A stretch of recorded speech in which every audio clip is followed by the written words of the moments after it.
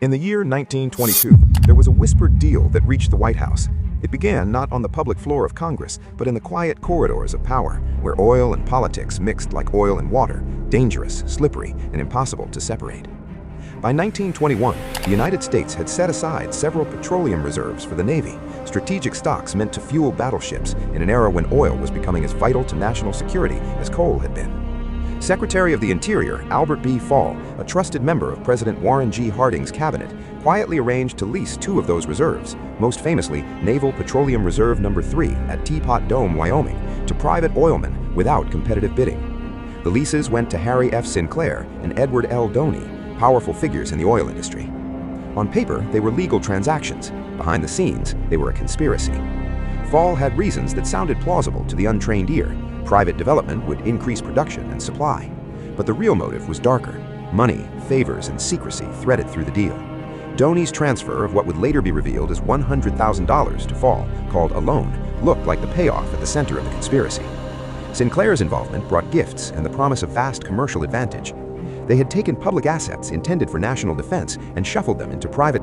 Harding's sudden death in 1923 intensified scrutiny and speculation. In 1924, Senator Thomas J. Walsh of Montana led a Senate investigation that read like a courtroom thriller. Witnesses were called, paper trails were uncovered, and the public watched as the facade of propriety crumbled. The hearings exposed how Fall had accepted gifts and money, and how he had engineered leases that circumvented the usual checks and balances. The conspiracy was not a single act, but a web. Secret leases, concealed payments, intermediaries, and the deliberate obstruction of oversight. Fall insisted on private meetings and mailed little money and loans through trusted friends to hide the trail. The oilmen claimed they were acting legally, that they had simply negotiated leases. But the Senate's findings painted the opposite picture, one of betrayal of public trust. The legal and political fallout unfolded over several years. The courts invalidated the leases, returning control of the reserves to the government. The scandal indelibly stained the Harding presidency, helping to cement a historical image of an administration plagued by corruption. In 1929, Albert B. Fall was convicted of accepting bribes, the first former U.S. cabinet member to be imprisoned for crimes committed while in office.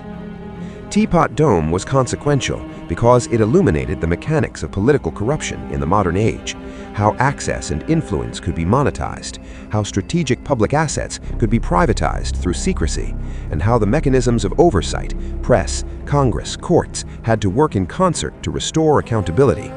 It forced a nation to reconcile the promises of democratic stewardship with the temptations of private profit. Today, the story of Teapot Dome endures as a cautionary tale.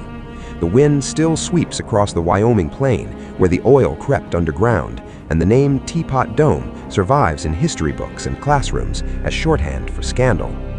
The whispered deal that reached the White House in 1922 became a loud national reckoning, a drama of personalities, money, and power that reshaped public expectations about transparency and the limits of influence in American government.